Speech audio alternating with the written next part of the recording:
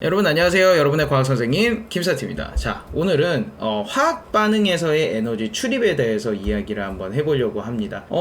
화학 반응이 일어날 때 에너지가 들어가기도 하고 나가기도 합니다. 여러분이 근데 이거 다 지금 배우셨었어요. 여러분들은 이 단원에서 여러분들이 지금 배우시진 않았지만 은연중에 여러분들은 다 알고 계셔요. 자, 제가 예를 하나 들어드리겠습니다.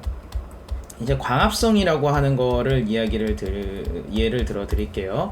광합성이라고 하는 것은 사실은 어떤 물질을 합성하는 과정입니다. 그죠? 만들어내는 과정이에요. 자, 물질을 만들어내는 과정인데 이게 어떤 물질이냐면 바로 포도당을 만들어내는 거죠. 그렇죠. 그 유기양분, 유기물을 만들어내는 거였잖아요. 이 유기물을 만들어낼 때 어떤 에너지를 필요로 했습니까? 그쵸. 빛 에너지를 필요로 해서 만들죠. 다시 얘기하면 빛 에너지를 쏙 뽑아서 그 에너지로 얘네들이 유기물을 합성을 하는 거죠. 이해가 되셔요? 자, 그러면은 이 광합성이라고 하는 것은 에너지를 흡수하는 겁니까? 방출하는 겁니까? 그렇죠. 에너지를 흡수하는 거죠. 우리는 요거를 흡열 반응이라고 이야기를 해요. 자, 반대로 여러분들 세포호흡 한번 생각해 보시겠어요? 세포호흡. 자, 세포호흡 같은 경우는요. 자, 유기물. 자, 아까 만들어 놓은 그 포도당 있잖아요. 그 포도당을 쪼갭니다. 포도당을 깨트려요. 자, 포도당을 깨트리면서 나오는 에너지 갖다가 우리는 뭐를 해요? 생명 활동에 쓰죠. 생각해 보시겠어요? 유기물을 깰 때 에너지가 튀어나왔대요. 이거는 에너지를 발산한 겁니까? 흡수한 겁니까? 발산한 거죠. 자, 이거를 우리는 발열 반응이라고 이야기를 해요. 오늘 이거에 대해서 이야기를 할 거예요. 오늘의 키포인트는 흡열 반응과 발열 반응을 여러분들이 정확하게 구분할 수 있느냐 없느냐, 그거를 따져보는 수업이 되겠습니다. 자, 일단은 학습 목표 먼저 읽고 넘어가겠습니다. 자, 화학 반응이 일어날 때 에너지가 출입함을 설명할 수 있다. 네, 화학 반응이 일어날 때 에너지가 출입한대요. 근데 그게 흡수하는 에너지인지 아니면 에너지를 방출하는 건지, 그거에 대해서 여러분들이 좀 메커니즘을 알고 계시면 좋을 것 같고, 자, 두 번째, 화학 반응에서의 에너지 출입을 활용한 예시들이 너무너무 많이 나올 거예요. 여러분 그거를 하나하나 잘 체크하시면 되겠습니다. 먼저 여러분들한테 그거를 알려드리고 싶어요. 우리 1학년 때 배웠었어요. 1학년 때 물이 고체 상태일 때는 얼음입니다. 자, 얼음이고요. 액체 상태일 때는 물이고요. 기체 상태일 때는 수증기입니다. 자, 그러면은 얼음에서 물로 가고, 물에서 수증기로 가고, 수증기에서 물이 되기도 하고, 물이 얼음이 되기도 해요. 자, 그러면 친구들, 여기에서 얼음이 물로 되고 물이 수증기가 될 때는 이거는 에너지가 필요로 할까요? 아니면 에너지가 필요 없어서 바깥으로 내보낼까요? 자, 여러분 보세요. 물 같은 경우는요, 우리가 끓여야 수증기가 돼요. 즉, 요 기체 상태일 때는 더 높은 에너지 레벨을 가지고 있습니다. 반면에 고체 상태일 때는 더 낮은 에너지 레벨을 가지고 있죠. 자, 그렇다는 것은 친구들 보세요. 물에서 수증기가 되려면 여기는 에너지를 필요로 하겠죠. 바깥에 있는 에너지를 필요로 해서 수증기가 되겠죠. 반면에 물에서 얼음이 되려면 물이 가지고 있는 에너지를 바깥으로 방출해야겠죠. 정리가 되세요? 자, 그래서 요거를 우리는 흡열 반응이라고 합니다. 흡열 반응. 여기서의 열을 여러분들 에너지라고 생각하시면 될 것 같아요. 자, 그 다음에요. 수증기에서 얼음이 될 때는 이제 발열 반응이 되겠죠. 자, 아시겠어요, 친구들? 요거 이해되시죠? 자, 그래서 얘네들 같은 경우는 물리변화예요. 물리변화가 일어날 때도 에너지가 왔다 갔다 합니다. 요런 상태 변화가 일어날 때는, 뭐 그냥 구부린다거나 뭐 저기 그런 거 할 때는 열이 출입하고 막 이런 거는 없어요. 구부린다거나 뭐 이런 게 모양이 변할 때는. 단 물리 변화 중에서 상태 변화가 일어날 때는 에너지 출입이 있다라는 것을 여러분들 알아주시면 좋겠고요. 오늘 이야기할 거는 화학 반응에서 에너지 출입이 있다라는 것을 말씀을 드리려고 해요. 자, 일단 한번 보시죠. 자, 여러분 그 캠핑 가셔서 지금 막 불멍 하시지 않으십니까? 불멍? 예, 불 이렇게 쭉 그냥 멍하니 쳐다보고 있으면은 되게 기분이 좋아져요. 자, 근데 이런 불멍 같은 거 할 때 또는 캠프파이어 할 때 나무를 여러분들 태웁니다. 자, 나무를 태우게 되면은 여러분 열과 빛이 나오게 되죠. 즉 불이 나게 됩니다. 그죠? 이걸 연소라고 이야기를 하죠. 자, 연소를 할 때, 나무가 연소를 할 때, 자, 열 에너지와 빛 에너지를 방출하게 되죠. 여러분 그거 느끼시잖아요. 여러분들은 지금 이 불이라는 게 빨간색, 주황색 이렇게 빛 에너지로 나오는 걸 지금 눈으로 여러분들이 느끼시고 있고요. 그 다음에 촉감으로는 따뜻하다, 뜨겁다 라고 하는 것을 느낄 수 있잖아요. 그죠?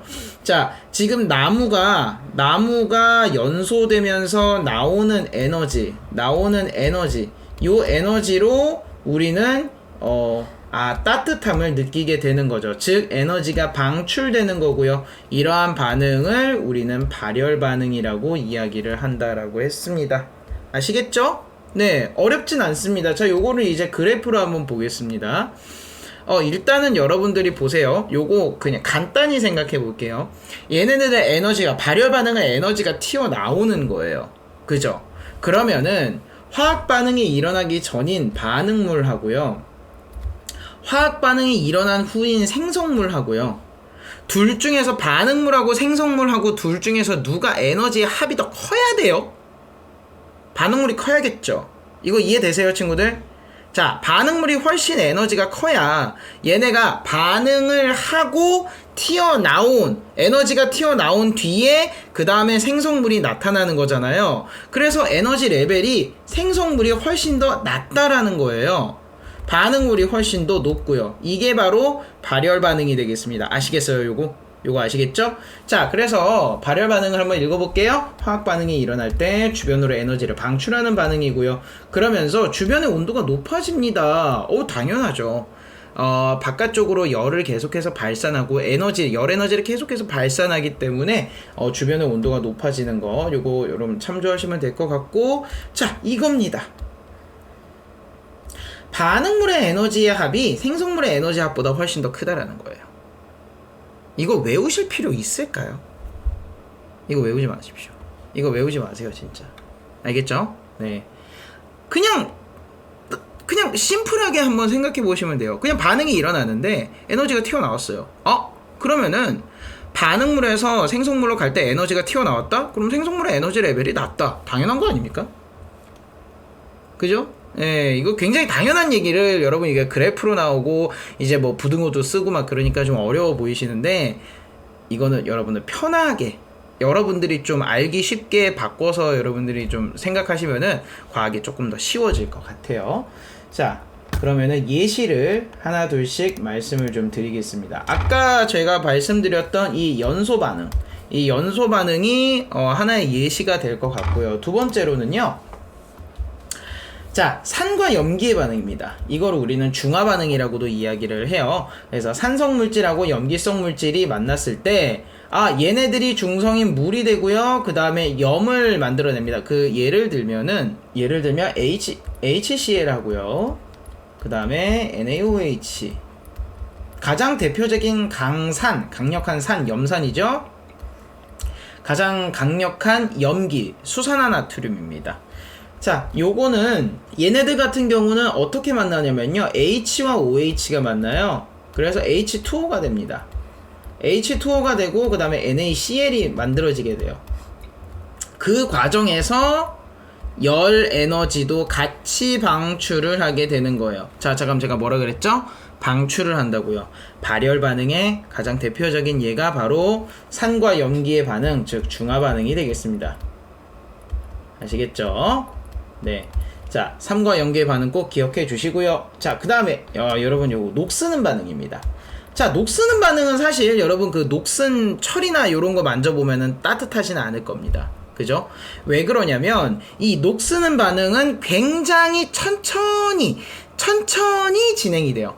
굉장히 천천히 진행이 되다 보니까 반응 속도가 굉장히 느려요.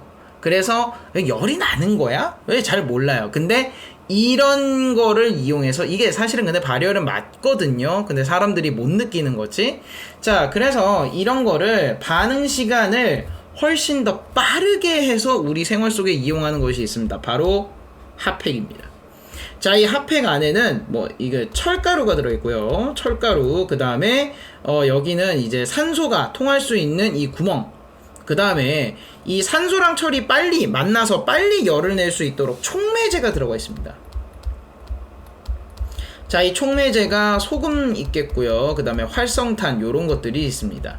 네, 요런 것들이 산소하고 철하고 만나는 것을 속도를 훨씬 더 빠르게 진행시켜줘서 열을 빨리빨리 낼 수 있도록 만들어 주는 거죠. 아시겠죠? 네, 요것도 기억을 해주시면 좋을 것 같고, 자, 그 다음에 이겁니다. 저기 구제역 바이러스 방역하는 모습을 여러분들이 좀 많이 보셨을 거예요. 구제역이라든지 5157이라든지 아니면 뭐 조류독감이라든지 요런 거 할 때마다 그 시골 농가, 그러니까 조류독감이 퍼진 농가 근처에 갔을 때 차에다가 흰색 가루를 계속해서 뿌리는 거를 여러분이 보실 수 있을 거예요. 이 흰색 가루가 바로 뭐냐면 산화칼슘하고 물을 반응시킨 그 물질이 되겠습니다. 자, 산화칼슘하고 물을 반응을 시키게 되면 급격하게 온도가 굉장히 빨리 올라간다고 해요. 그래서 그 높게 올라간 온도가 높게 올라갔다는 거는 산화칼슘과 물이 반응을 할 때 얘네들이 열을 방출을 하는구나, 이렇게 생각할 수 있겠죠.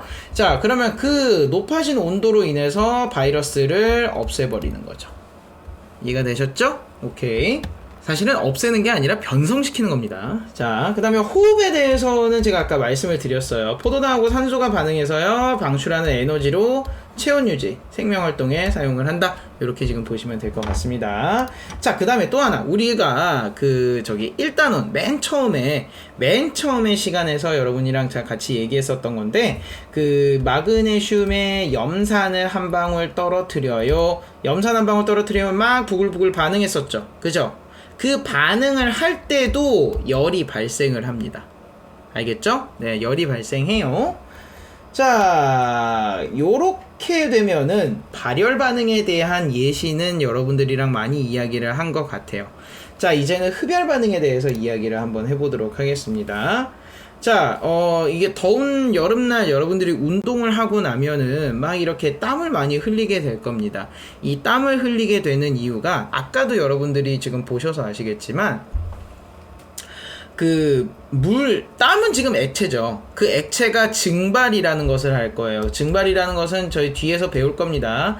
자, 증발이라는 것을 하는데, 이 증발은 물에서 뭘로 변하는 거죠? 수증기로 변하게 되는 거죠. 자, 수증기로 변할 때, 자, 여기 주변에 있는 열을 쏙 가져갑니다. 주변에 있는 열을 쏙 가져가는데, 자, 어디에 열이냐? 이 열이 바로 체온이 되겠죠. 그래서 체온을 낮출 때 땀을 흘리는 그 메커니즘이 바로 얘네들이 증발을 하면서 열을 흡수하기 때문에, 즉 흡열 반응을 일으키기 때문에 땀을 흘려서 체온을 낮출 수 있게 되는 거죠. 이거 이해되시죠? 이게 바로 흡열 반응이고요. 자, 흡열 반응 같은 경우는, 자, 화학 반응이 일어날 때 주변의 에너지를 흡수하는 반응, 요거를 볼 수가 있겠고요. 주변의 온도가 낮아지게 되는 걸 볼 수 있습니다. 자, 여러분들 생각해 봅시다. 아까 발열 반응하고 반대예요. 반대입니다. 자, 얘네들이 화학 반응이 일어났어요. 화학 반응이 일어날 때 에너지를 쭉 하고 빨아들입니다. 그러면은 당연히 생성물의 에너지 레벨이 높은 거 아닙니까? 너무나 당연한 말이에요. 헷갈리지 마세요. 그냥 그래프상으로 Y축이 에너지잖아요. Y축이 에너지니까 에너지 레벨이 생성물이 높구나, 그거예요. 끝. 자, 그러면 친구들, 여러분한테 물어볼게요. 친구들한테 물어볼게요. 반응물하고 생성물 중에 누가 에너지 레벨이 높아요? 생성물이요. 그죠?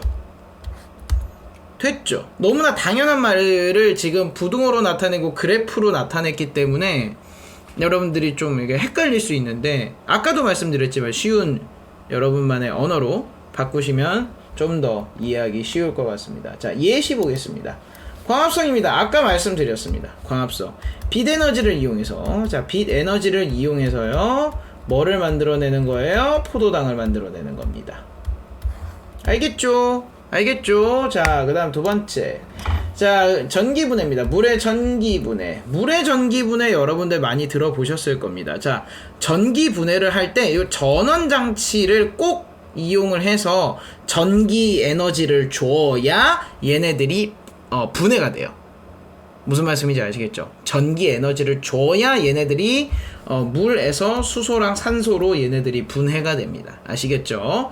네, 오케이. 그러니까 전기 에너지 자체를 흡수를 해서 얘네들이 분해하는 과정이기 때문에 이것도 흡열 반응의 이해가 되겠고요. 자, 흡열 반응 같은 경우는요, 여러 가지 것들이 있는데, 자, 물과 소금의 반응, 물과 소금의 반응. 자, 물하고 소금하고 얘네들이 반응을 할 때, 얘네들도 사실 화학 변화거든요.